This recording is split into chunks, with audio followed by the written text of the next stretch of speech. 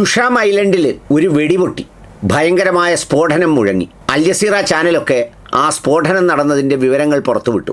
പലരും പ്രതീക്ഷിച്ചു വിടുവായനായ ട്രംപ് ആക്രമിക്കാൻ ഒരുങ്ങിയതാണെന്ന്. അതിനെ സംബന്ധിച്ച് ഇറാൻ മൗനം പാലിച്ചു. ഇറാൻ മൗനം പാലിച്ചപ്പോൾ തന്നെ വളരെ പെട്ടെന്ന് അമേരിക്കയും ഇസ്രയേലും പ്രതികരിച്ചു. ഞങ്ങളൊന്നും ചെയ്തില്ലേ, ഞങ്ങൾ ആക്രമിച്ചില്ലേ, ഞങ്ങൾ യുദ്ധം തുടങ്ങിയില്ലേ എന്നാണ് പറഞ്ഞത്. ഇനി വല്ലവരും ആക്രമിച്ചാൽ അതിൻ്റെ പേരിൽ ഞങ്ങളെ അടിക്കാൻ വരല്ലേ എന്നൊരു അഭ്യർത്ഥന കൂടി അതിലുണ്ടായിരുന്നു. സംഗതി ഖുഷാം ഐലൻഡ് എന്ന് പറയുന്നത് പേർഷ്യൻ ഗൾഫിൽ ഏതാണ്ട് 1500 സ്ക്വയർ കിലോമീറ്റർ ഏരിയ വരുന്ന ഇറാൻ പ്രവിശ്യയുടെ ഒരു ഭാഗമാണ്. ഇറാൻ എന്ന രാജ്യത്തിൻ്റെ ഒരു ഭാഗമായ പ്രവിശ്യയാണ്. അതൊരു ഐലൻഡാണ്. ഈ ഐലൻഡിൽ എന്തൊക്കെയാണ് നടക്കുന്നത് എന്നുള്ളതിനെ സംബന്ധിച്ച് പുറം ലോകത്തിനൊന്നും വലിയ വിവരമില്ല. ആ സ്ട്രെയ്റ്റ് ഓഫ് ഹോർമുസിൻ്റെ ഒരു ഭാഗത്താണ് ഈ ഐലൻഡ് സ്ഥിതി ചെയ്യുന്നത്. സ്ട്രെയ്റ്റ് ഓഫ് ഹോർമുസിൽ പല അഭ്യാസങ്ങളും കാണിക്കുമ്പോൾ ഈ ഐലൻഡ് ഒരു ടാക്റ്റിക്കൽ പോയിൻ്റാണ് ഇറാൻ്റേത്. ഏത് നിമിഷം വേണമെങ്കിലും അവിടെ നിന്ന് ആക്രമിക്കാവുന്ന ഒരു സ്ട്രാറ്റജിക് മേഖലയാണ്. അവിടെയാണ് സ്ഫോടനം നടന്നത്. അപ്പോഴാണ് ഈ നിലവിളി ശബ്ദം പല ഭാഗങ്ങളിൽ നിന്നുയർന്നത്. ഒടുവിൽ ഇറാൻ തന്നെ സ്ഥിരീകരിച്ചു.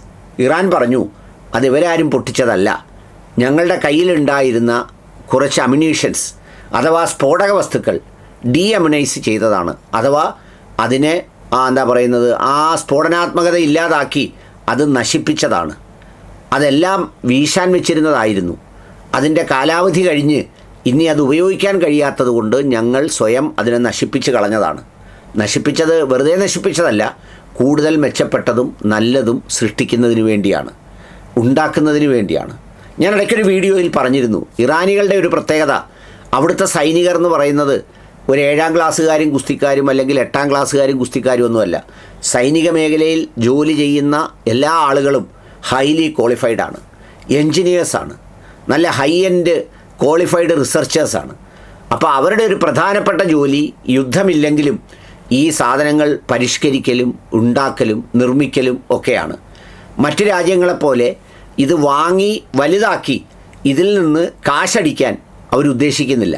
അവരെ രാജ്യത്തിന് വേണ്ടി അവരുണ്ടാക്കുകയാണ്. സാധാരണ ആയുധ ഇടപാടുകളുടെ ഡീലിൽ ഏതാണ്ട് 10-400% കമ്മീഷൻ എന്ന് പറയുന്നത്. എന്ന് വെച്ചാൽ വാങ്ങുന്ന വിലയേക്കാൾ 4 ഇരട്ടിയാണ് അതിൻ്റെ കമ്മീഷൻ. ഇറാനിൽ ആ കമ്മീഷനൊന്നുമില്ല. അതില്ലാതിരിക്കാൻ കാരണം എന്താണെന്ന് ചോദിച്ചാൽ അവരുടെ കയ്യിൽ പണവുമില്ല എന്ന് മാത്രമല്ല, ആ രാജ്യത്തോട് കൂറും താല്പര്യവുമുള്ള ഒരു കൂട്ടം സൈനികർ അവരുടെ കൂട്ടത്തിലുണ്ട് താനും.